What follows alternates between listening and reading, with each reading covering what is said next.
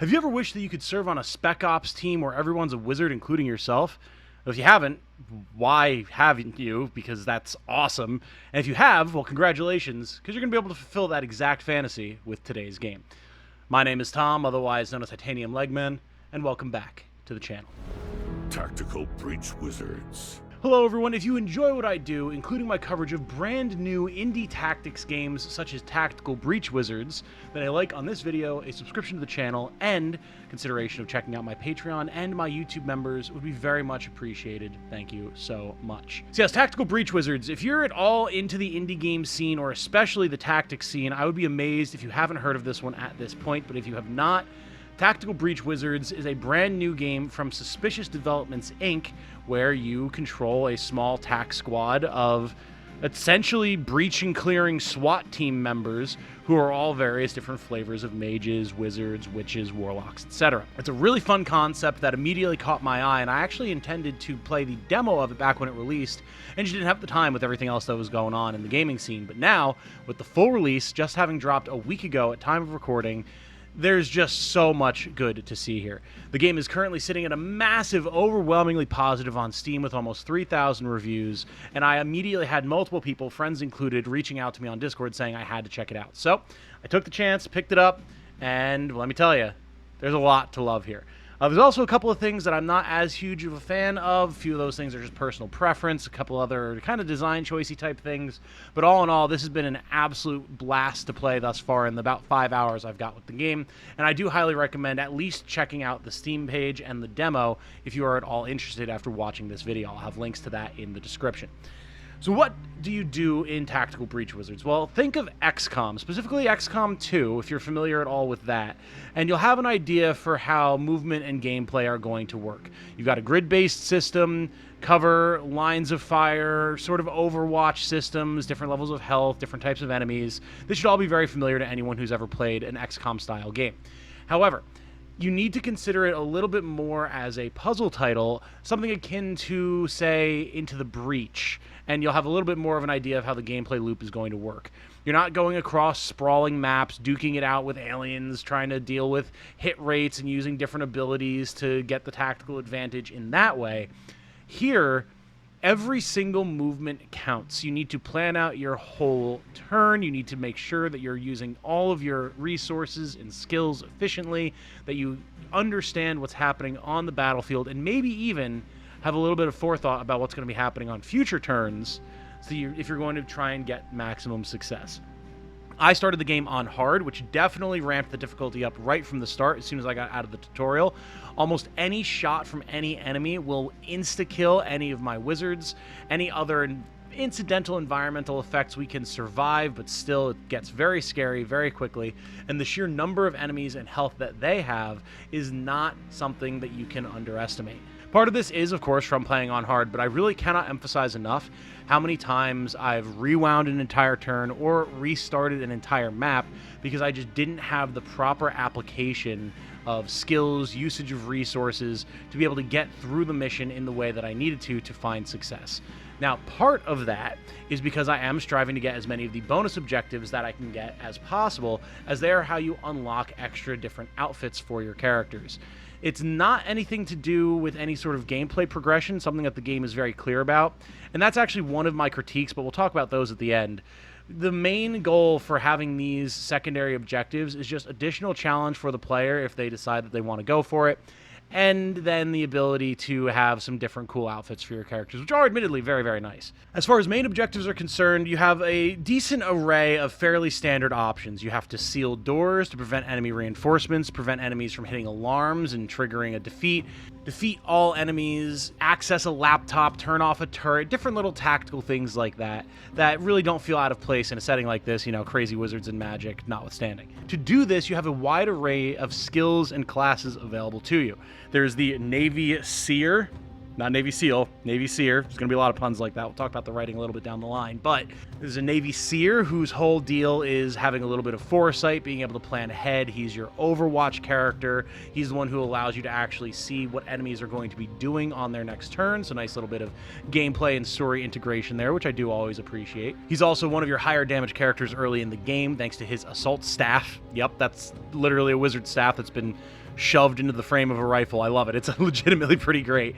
But he's a ton of fun to use. Then you have a Storm Witch, who has a little bit of a stun baton, and all of her abilities center around knocking people around, pushing things, stunning enemies, knocking people out windows, which is one of the primary ways that you're actually going to be able to, in any way, incapacitate characters quickly and easily. There's a big focus on incapacitation in this, which is another little bit of a critique that I have, but again, we'll get into that in a second. And then the most recent character that I've acquired is this definitely not Necromancer Doctor, whose whole method of healing is to shoot you in the head and then resurrect you to the state that your body was in an hour prior, which when you're in these tiny little tactical missions that in real time probably only take a minute at most to complete, it makes perfect sense. Like, yeah, it's whatever state you were in when you were on the van into the mission. Cool. That's the state that you're back in now, but it only works if you were dead. So it's a very funny way of being able to have a little bit of necromancy going on. And then she does other fun things like opening portals that you can throw characters through, having a little flaming skull buddy that she can throw out that bounces around the room and deals damage. She throws potions and drugs around to kind of sedate and not quite poison, but knock out enemy combatants, all sorts of fun stuff like that. It's very enjoyable. There's also a few other characters, like a chick with a big riot shield, and I think at least one other that I'm not familiar with, so you have a lot of options available to you. Each turn progresses as you might expect, where you're able to apply all of your different options. Some use AP, some use mana, some are just free to use. You can move, shoot, throw an ability, activate a grenade, and then maybe take cover or activate some other objectives that you're standing next to. And that's generally going to be the extent of what you can do with your turn. All of your characters move, and then all of the enemy characters move, and you're able to see at all times what enemies are going to be moving when and what their current targets are. This is fairly well handled thanks to things like laser sights pointing at specific characters and disappearing if they no longer have a shot. When you move a character, if the enemy is going to wind up going after a different character because of where you moved, then all of their laser sights will move and you'll see what's going on there. Grenades that get thrown on the ground have a one-turn charge, and then you'll be able to see what area they're going to detonate in. All the information that you need is very clearly available, and there's no RNG other than maybe just not being able to completely predict where the enemy is going to move and then what they're going to shoot at. This is where you get a lot of that Into the Breach feeling, and it's where I start to draw some issues from personal preference, because while I've very much been enjoying my time with Tactical Breach Wizards, this is the more puzzly style of game that isn't as much up my alley. I'll still play them and enjoy them, but they don't tend to suck me in the way that strategy RPGs, like your Fire Emblems, your Final Fantasy Tactics, your Tactics Ogres, your sort of Convalarias, tend to, with character building and things like that. Now, that said, you do still get to build your characters as you proceed through missions. They will level up, get skill points you can apply to their different abilities, and each ability has multiple different effects that you can apply skill points to, either to deal more damage or have a bigger area of effect, maybe to be able to use a limited ability more times in a mission, or even to be able to use an ability and then move afterwards. There's a lot of different options, and it does make me feel a little bit better about my ability to build out my squad the way that I want to, and then still have a very locked-in set of tactical options. Now, that said, it is nice that because they do give you the ability to have a limited number of resets of your talent points, so that if you wind up picking a not quite so complementary set of skills between your characters, or you're just finding that a certain upgrade is not having the tactical applicability or overall usefulness that you were hoping for, you can take that back and reset it, and you'll be okay. But you can't do that all the time, so you do have to make sure that you actually make your choices count here. As far as the game's presentation and style are concerned, I absolutely love it. It's got a fairly simplistic, kind of blocky style, but with a lot of detail that makes things very fun. Every character looks very distinct. You can see all the fun different tactical or wizard cool attachments and bits and baubles of all of their gear. The environments are very clean, very readable, but also very detailed, and like each different office environment or warehouse district or different things you're going through feel distinct and fun. Everything is moody and has a little bit of a quirky charm to it while still being a serious quasi-military shooter feeling. It's nice. It's a very good balance of simpler indie style while still having all of the attitude that I would expect from a game with this type of setting. The audio is fine. It's not my favorite. A lot of the ability sound effects either don't have the punch that I expect them to or can be way louder than I expect. And certain effects like the footsteps running around are very samey and get boring pretty quick. But I have been enjoying a lot of the other sound effects, like when you breach or when different effects and characters do different things, or even just the background music has been very fitting for the different missions that you're on.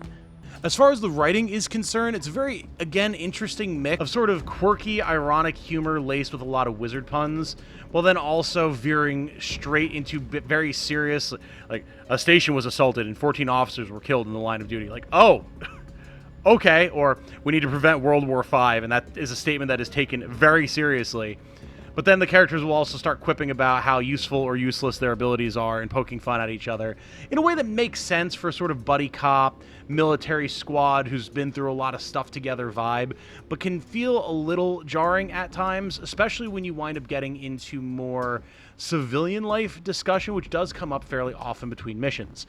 Whether it's your seer and your witch traveling on public transit to try and get to their next mission objective and chatting about what they've been up to with their lives, or their pet cat, or their ma and her obsession with brandy.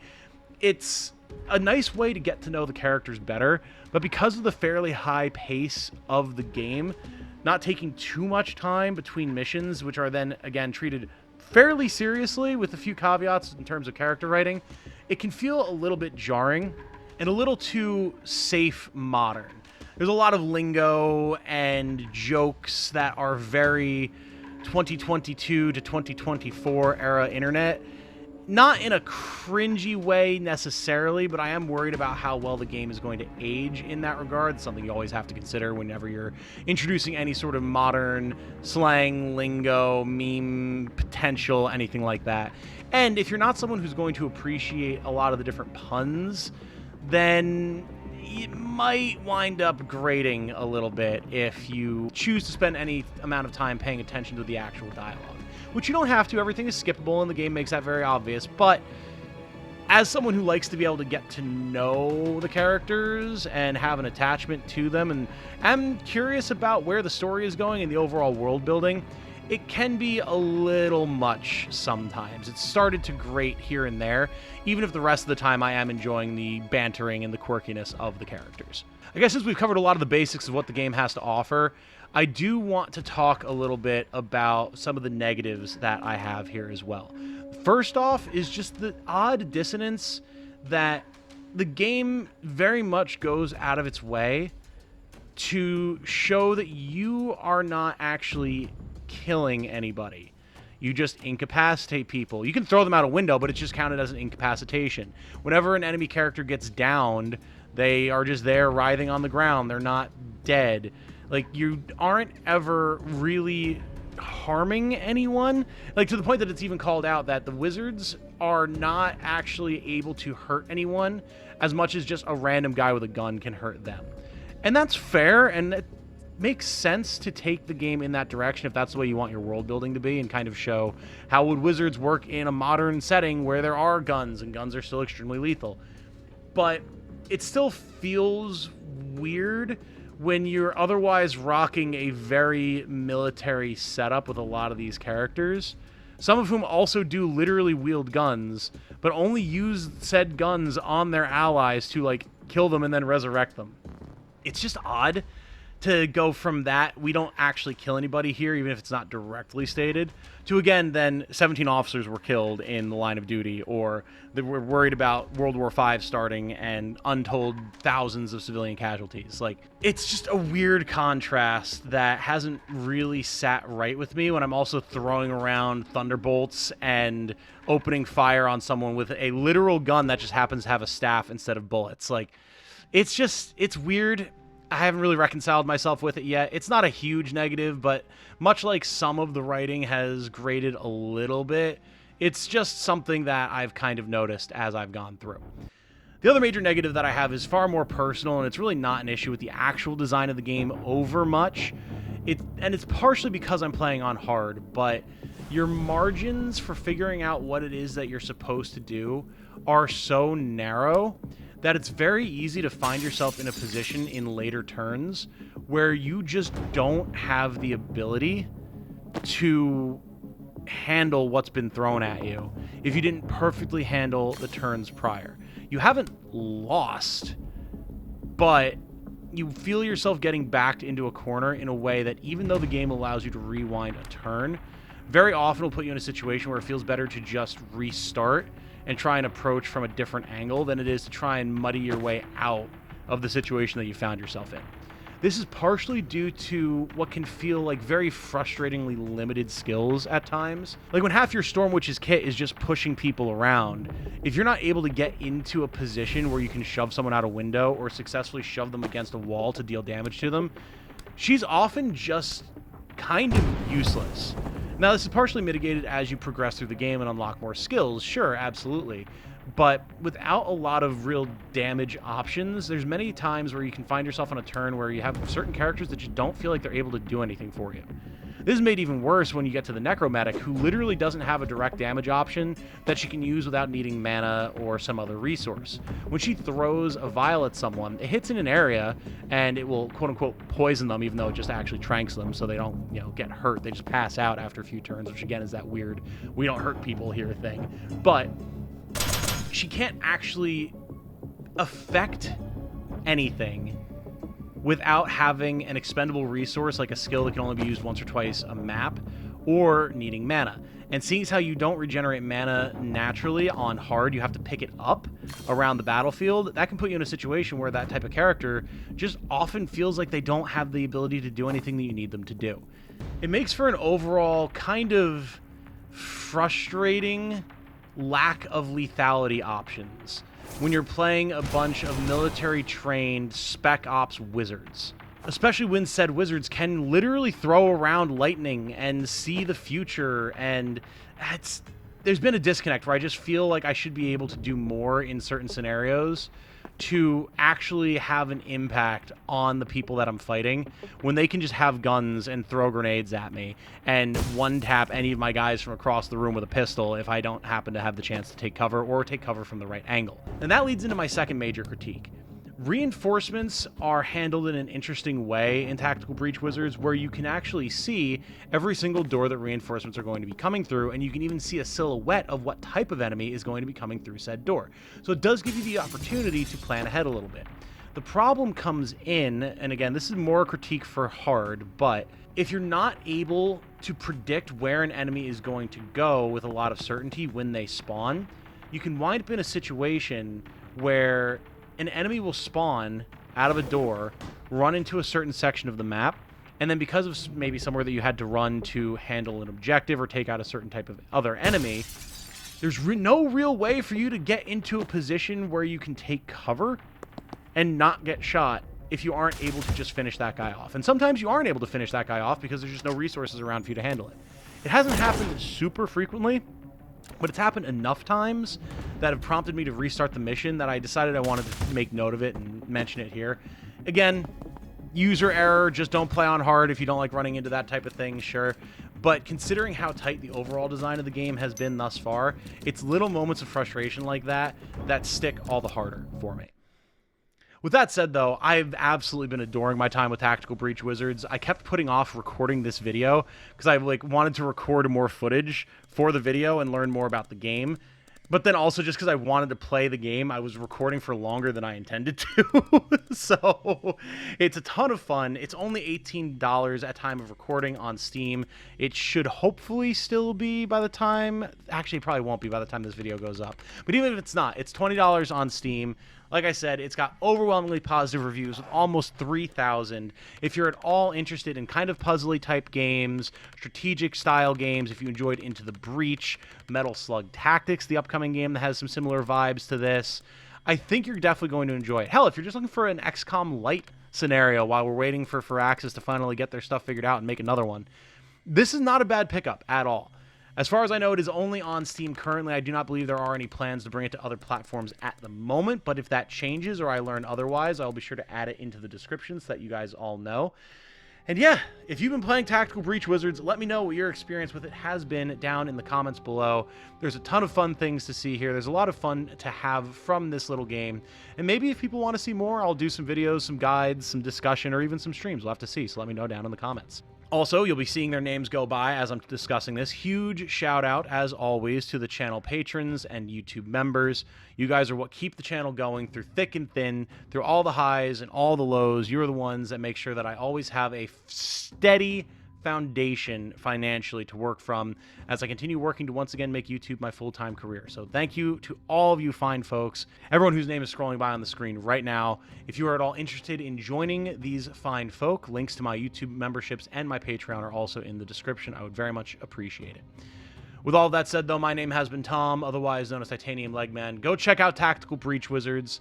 Have a good night. Stay safe and healthy out there. And remember, be good to each other. Bye now.